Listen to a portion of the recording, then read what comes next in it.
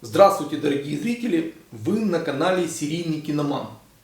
Сегодня я вам расскажу содержание первой серии турецкого сериала «Зимородок». Начинается первая серия с того, что ночью по Стамбулу крадется, такое впечатление сначала, что это ниндзя, но потом показывают ближе, что это не ниндзя, а просто девушка в темном наряде, чтобы быть незамеченной. И она пробирается в дом Халис Аги. Халис Ага в первой серии непонятно, чем конкретно он занимается, но это такой явно очень состоятельный и очень уважаемый человек уже в таком преклонном возрасте.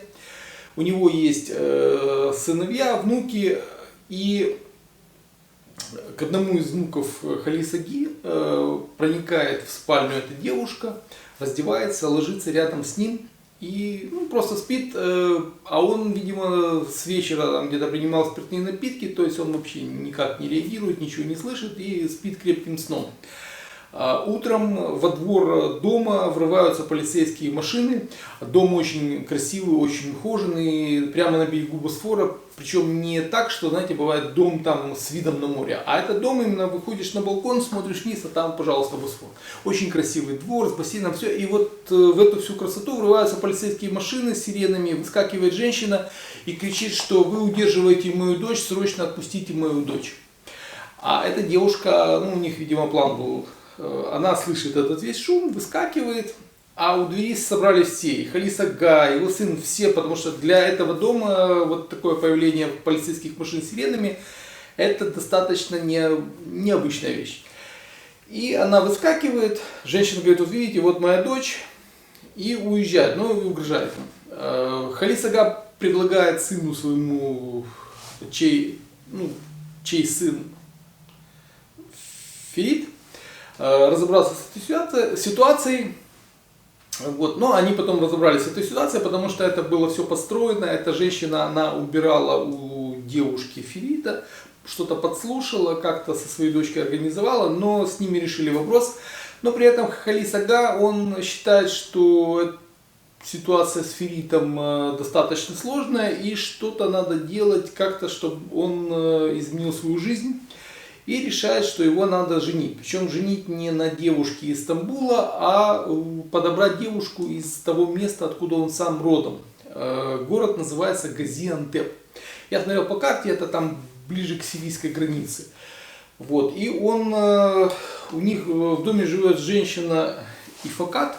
Она, как я понял, вдова погибшего сына Халис Аги, но при этом она спит с другим его сыном, а его жена Гүлгүн, она делает вид, что она этого не замечает. И этой Ифакат поручается поехать в Газиантеп и подобрать невесту.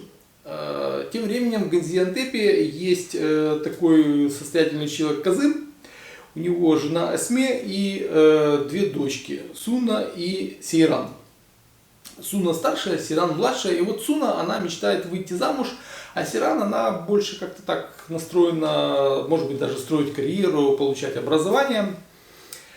И приехав, этот Казым, он такой, знаете, человек, который пытается казаться больше и лучше, чем он есть на самом деле. Он дает какую-то небольшую сумму жене, говорит, возьми сумки, наполни чем-то, и походи по базару, чтобы люди думали, что вы скупились, а потом зайди в дорогой магазин и там все померяй, чтобы тоже думали, что вы богатые люди, хотите купить вещи, просто там они вам не подходят, и возвращайся домой.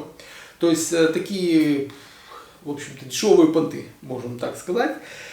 И приезжает Ифакат, там, я так понимаю, что у них в Газиантепе есть местные свахи, одна такая местная сваха, она представляет Ифакат этих девочек, или не этих девочек, а старшую дочку Суну. Потом в хамаме устраивают смотрины, там все девушки раздеваются, ее внимательно осматривает Ифакат, и договариваются о том, чтобы где-то встретились уже молодые и совершить помолвку. Приезжает Ферит с матерью и с отцом и там с другими людьми из их дома. Устраивают они помолвку, а потом они приходят, они устраивают сначала такой торжественный ужин, на котором будущая невеста не присутствует. А на следующий день они собираются в дом к Казыму, чтобы посмотреть невесту. И для этого визита отправили Сейран в лавку купить сладости, чтобы угощать гостей. И вот в этой лавке Сейран совершенно случайно встречается с Феритом. И знаете, вот бывает, ну говорят, или искра пробежала, или химия возникла, но вот это такой момент, когда между ними действительно вот возникла какая-то химия, то есть они как бы так вот вздорили даже, но видно было, что что-то между ними происходит, вот когда люди встречаются не случайно. Вот это именно тот случай, когда вот эта случайная встреча, она была на самом деле не случайна.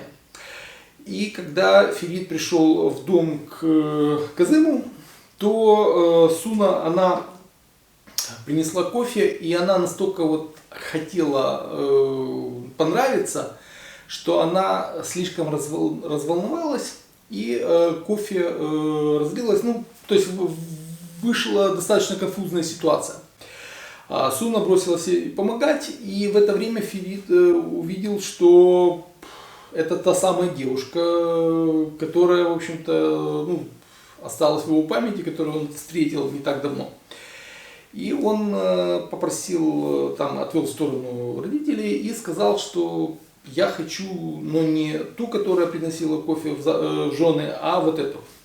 А там, я так понимаю, что в этом доме такая строгая дисциплина, что если отец что-то сказал, то дочки, они беспрекословно слушаются. Поэтому, когда отец сказал Сейран, что ты выходишь замуж, ну, они спросили разрешение у Казыма, не хочешь ли ты отдать нам вместо той дочки лучше вот эту. Тот сказал, какая мне разница, или одну, или другую, если это подходит, берите эту. У Казыма была задача отдать дочь замуж в приличную семью. В принципе, семья действительно приличная, очень обеспеченная и очень уважаемая. И Сейран вышла, ей сказали, что вот мы выбрали тебя. И она в таком недоумении, потому что ей как-то и неудобно перед сестрой, потому что это ведь ее сестра очень хотела замуж. И она сама, у нее есть парень, ну такой, там скорее платонические отношения, но тем не менее как-то они встречаются, о чем-то говорят. И тут вот такой неожиданный поворот судьбы, и в принципе на этом первая серия заканчивается, и мы теперь с нетерпением ждем вторую серию, чтобы посмотреть, что же там дальше будет у них происходить. Так что следите за обновлениями, я думаю, что я скоро сниму рассказ о содержании второй серии. Всем большое спасибо за внимание, до свидания.